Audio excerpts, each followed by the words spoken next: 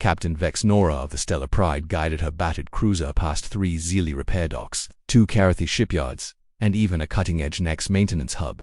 Her crew thought she had lost her senses when she steered instead toward Murphy's Fix-It Station, a human-run shop built into a hollowed asteroid. Captain, her first officer chittered nervously. The Nexo facility has molecular reconstruction bays. Humans have duct tape. Exactly, Vex Nora replied, mandibles clicking with satisfaction.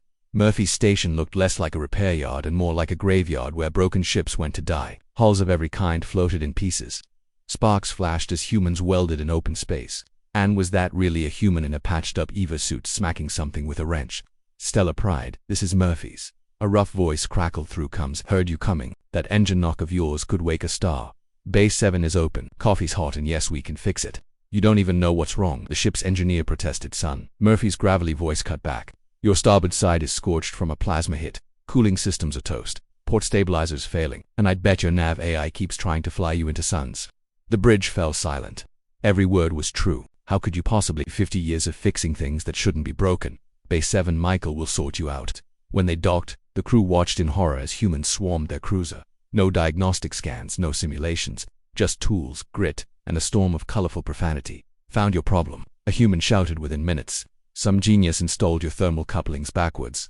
Been running hot since the day it left the yard. That's impossible, the engineer stammered. Zealy shipyards don't make mistakes. Want to bet? The human mic held up the part. It was, in fact, backwards. Also, your defense AI and your coffee maker are sharing a circuit. Every time someone brews espresso, your shield's cut out. But the next facility said that was a quantum flux variance needing a total system replacement. Mike snorted. Next love making easy problems sound like rocket science. Hang on, he vanished into the guts of the ship. Banging, muttered curses, and what sounded like percussive maintenance echoed through the hull. Moments later, the shields came back stronger than they'd ever been. In the waiting lounge, Vex Nora found herself sitting beside a Carathi battlecruiser captain and a weary Zealy merchant. Dozen repair shops told me my hyperdrive needed a replacement worth the price of a moon, the Carathi said. Humans fixed it with something called WD-40 and a food processor. My nav AI became self-aware and tried to kill me, the merchant added. The Nex insisted on an exorcism. The humans just gave it its own circuit and a hobby.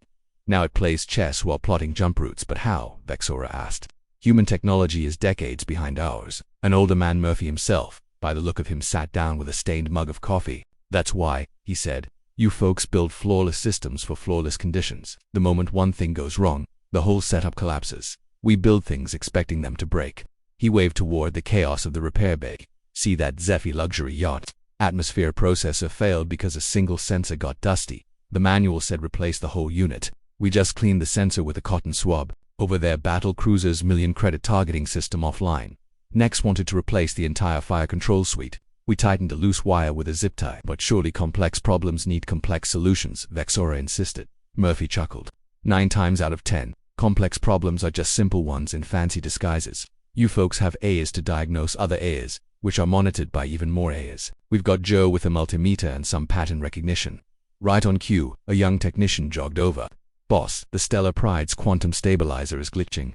Did you try turning it off and on again? Murphy asked. No, start there. 5 minutes later, the stabilizer purred like new. That's another difference, Murphy explained.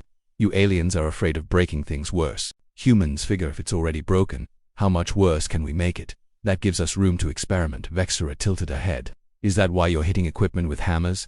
Percussive maintenance, Murphy said with a grin. Sometimes things just need a good whack to remind them of their job.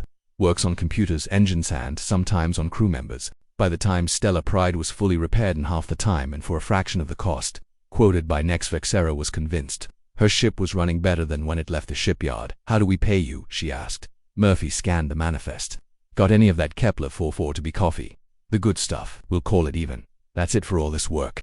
Lady Murphy smirked. You just gave us a Zealy cruiser to pull apart. We learned 6 new ways to jury-rig shield generators. Honestly, we should be paying you. As Stellar Pride departed, the ship's engineer whispered, Captain, are we really going to come back here? Are you kidding? Vex Nora laughed. They fixed problems I didn't even know existed. And did you taste that coffee? They separated it from the defense grid and upgraded it. That espresso could wake the dead. Back at Murphy's, the human crew was already scribbling notes. Boss, Mike shouted.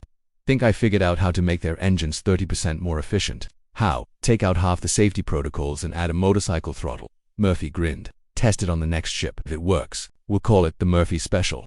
And that's why alien captains keep coming back to human repair bays, because sometimes the best fix for a high-tech problem is a human with a wrench, some determination, and zero respect for the manufacturer's manual.